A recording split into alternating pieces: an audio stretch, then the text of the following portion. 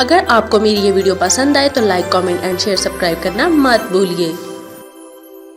السلام علیکم دوستوں، جیسا کہ آپ لوگ جانتے ہیں ہم پڑھ رہے ہیں سیرت نبوی صلی اللہ علیہ وسلم، لیکن شروع کرنے سے پہلے میری آپ سب سے گزارش ہے کہ ایک دفعہ نبی کریم صلی اللہ علیہ وسلم پر درود شریف پڑھ دیں، اور اس کے بعد جہاں بھی نبی کریم صلی اللہ علیہ وسلم کا نام مبارک آئے وہاں پر درود شریف ضرور پڑھیں، اور اگر آپ درود شریف نہیں پڑھ سکتے تو کم از کم صلی اللہ علیہ وسلم ضرور کہیں۔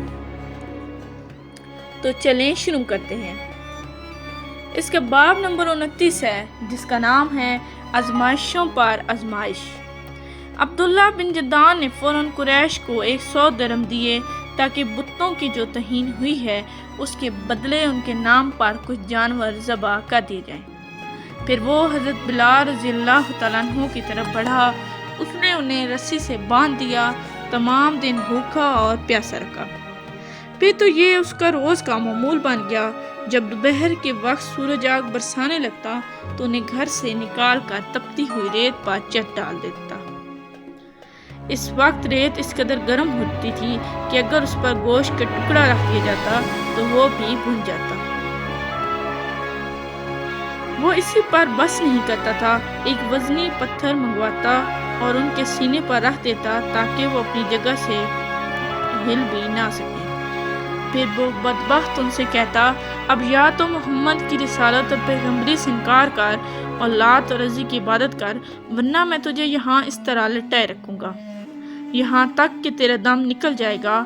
حضرت بلال رضی اللہ تعالیٰ عنہ اس کی بات کے جواب میں فرماتے، احد احد یعنی اللہ تعالیٰ ایک ہے، اس کا کوئی شریک نہیں۔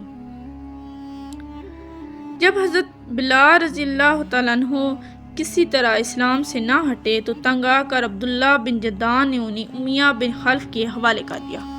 اب یہ شخص ان پر اس سے بھی زیادہ ظلم ستم ڈھانے لگا۔ ایک روز انہیں اس قسم کا خوفناک سزائیں دی جا رہی تھیں کہ حضور نبی کریم صلی اللہ علیہ وسلم اس طرف سے گزرے۔ حضرت بلال رضی اللہ تعالیٰ عنہ شدید تکلیف کی حالت میں احد احد پکار رہے تھے۔ آپ نے انہیں اسی حالت میں دیکھ کر فرمایا، بلال تمہیں یہ احد احد ہی نجات دلائے گا۔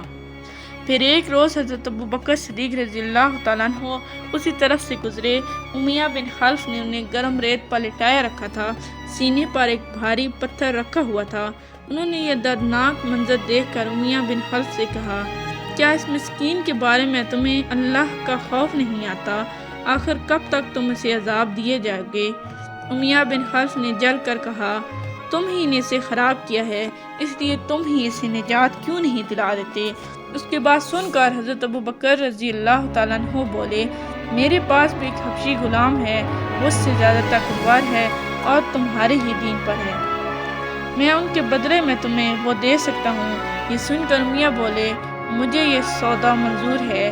یہ سنتے ہی ابوبکر صدیق رضی اللہ تعالیٰ عنہ نے اپنا حبشی غلام اس کے حوالے کر دیا اور اس کے بدلے میں حضرت بلال رضی اللہ تعالیٰ عنہ کو لے لیا اور آزاد کر دیا۔ سبحان اللہ، کیا خوب سودا ہوا۔ یہاں یہ بات جان لینی چاہیے کہ حضرت ابوبکر صدیق رضی اللہ تعالیٰ عنہ کا حبشی غلام دنیا کے لحاظ سے بہت قیمتی تھا۔ یہ بھی کہا جاتا ہے کہ امیہ بن خلف نے غلام کے ساتھ 10 اوقیہ سونا بھی طلب کیا تھا۔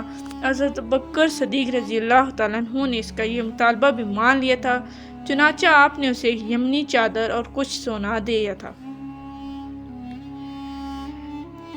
ساتھ ہی آپ نے امیہ بن خلف سے فرمایا تھا، اگر تم مجھ سے 100 اوقیہ سونا بھی طلب کرتے تو بھی میں تمہیں دے دیتا۔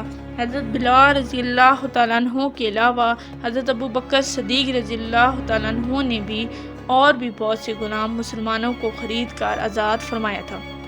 یہ وہ مسلمان غلام تھے جنہیں اللہ کا نام لینے کی وجہ سے ظلم کا شکار بنایا جاتا تھا، اور ان میں ایک حضرت بلال رضی اللہ تعالیٰ عنہ کی والدہ حمامہ رضی اللہ تعالیٰ عنہ تھی۔ ایک عامر بن فہرہ رضی اللہ تعالیٰ عنہ تھے، انہیں اللہ کا نام لینے پر بڑے بڑے سخت عذاب دیے جاتے۔ یہ قبیلہ بنی تمیم کے ایک شخص کے غلام تھے، وہ حضرت ابوبکر صدیق رضی اللہ تعالیٰ عنہ کا رشتہ دار تھا۔ آپ نے اپنے رشتہ دار سے خرید کر انہیں بھی آزاد فرمایا۔ ایک صاحب ابو فقیہ رضی اللہ تعالیٰ عنہ تھے۔ یہ صفوان بن امیہ رضی اللہ تعالیٰ عنہ کے غلام تھے۔ یہ حضرت بلال رضی اللہ تعالیٰ عنہ کے ساتھ ہی مسلمان ہوئے تھے۔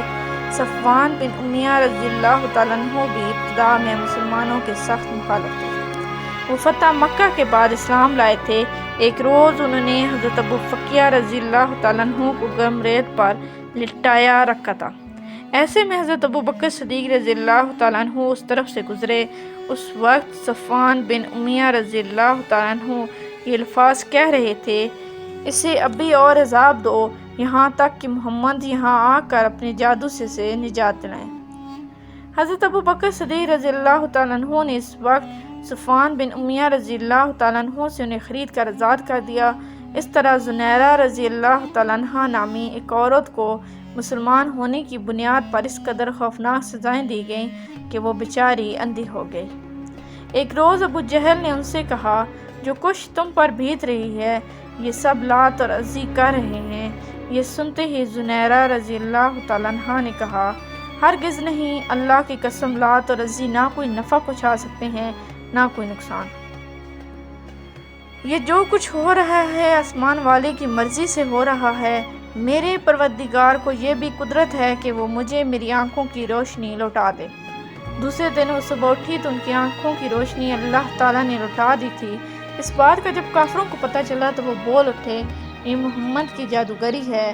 حضرت ابو بکر صدیق رضی اللہ تعالیٰ عنہ نے انہیں بھی خرید کر آزاد کر دیا۔ آپ نے زنیرہ رضی اللہ تعالیٰ عنہ کی بیٹی کو بھی خرید کر آزاد کیا۔ اس طرح نہیدہ نام کی ایک باندی تھی، ان کا ایک بیٹی بھی تھی۔ دونوں ولید بن مغیرہ کی باندیاں تھیں، انہیں بھی حضرت ابو بکر صدیق رضی اللہ تعالیٰ عنہ نے آزاد کر دیا۔ عامر بن فہیرہ کی بہن اور ان کی والدہ بھی ایمان لے آئی تھی۔ یہ حضرت عمر کے مسلمان ہونے سے پہلے اور ان کی باندیاں تھیں۔ حضرت ابو بکر صدیق رضی اللہ تعالیٰ عنہ نے بھی انہیں خرید کر آزاد کر دیا۔ ایمان لانے والے جن لوگوں پر ظلم ڈھائے گئے ان میں سے ایک حضرت خباب بن ارت رضی اللہ تعالیٰ عنہ بھی تھیں۔ کافروں نے انہیں اسلام سے پھیرنے کی کوشش کی مگر یہ ثابت قدم رہے۔ انہیں جہالت کے زمانے میں گرفتار کیا گیا تھا۔ پھر انہیں ایک عورت ام انمار نے خرید لیا۔ یہ ایک لوہار تھے۔ نبی کریم صلی اللہ علیہ وسلم ان کی دلجوئی فرماتے تھے، ان کے پاس تشریف لے جایا کرتے تھے۔ جب یہ مسلمان ہو گئے اور ام انمار کو یہ بات معلوم ہوئی تو اس نے انہیں بہت خوفناک سزائیں دی۔ وہ لوہے کا کٹرا لے کر آگ میں گرم کرتی، خوب سرخ کرتی، پھر اس کو حضرت خباب رضی اللہ تعالیٰ عنہ کے سر پر رکھ دیتی۔ آخر حضرت خباب رضی اللہ تعالیٰ عنہ نے آپ صلی اللہ علیہ وسلم سے اپنی مصیبت کا ذکر کیا تو آپ نے ان کی دعا کی۔ نبی کریم صلی اللہ علیہ وسلم کی دعا کے فوراً بعد اس عورت کے سر میں شدید درد شروع ہو گیا۔ اس سے وہ کتوں کی طرح بھونکتی تھی۔ آخر کسی نے اسے علاج بتایا کہ وہ لوہا تپا کر اپنے سر پر رکھوائے۔ اس نے یہ کام حضرت خباب رضی اللہ تعالیٰ عنہ کے ذمہ لگایا۔ اب آپ وہ حلقہ خوب گرم کر کے اس کے سر پر رکھتے۔ اب تک کے لیے اتنا ہی، ملتے ہیں اگلے باب میں، تب تک کے لیے اللہ حافظ۔ Please like, subscribe and share our channel and press the bell icon for more videos.